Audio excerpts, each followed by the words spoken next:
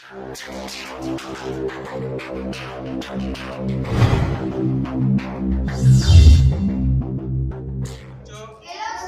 बच्चों?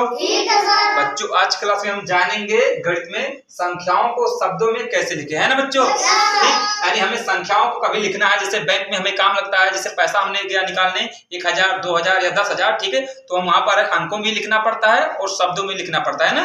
ठीक, तो हम जानेंगे संख्याओं को शब्दों में कैसे लिखे, हिंदी और अंग्रेजी में, है ना।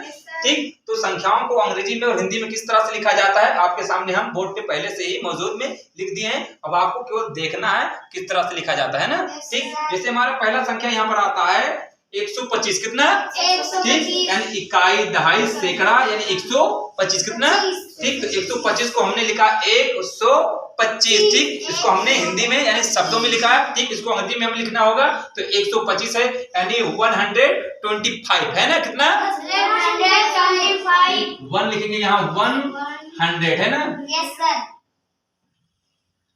125 25 है ना।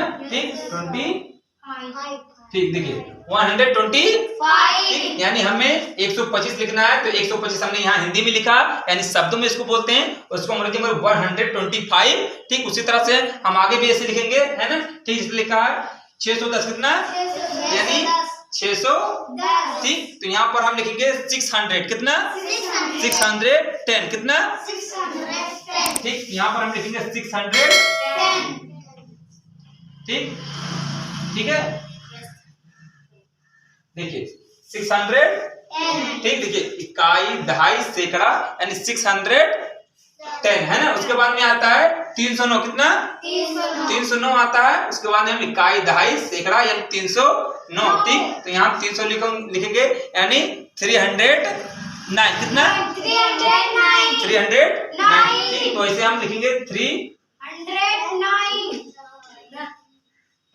यहाँ पर 100 है ना, कॉर्ड लिखे है ना। ठीक, 309 है ना। ठीक, 309। ठीक, तो इसी तरह से लिखना है। 501 लिखा है, यानी 501, कितना?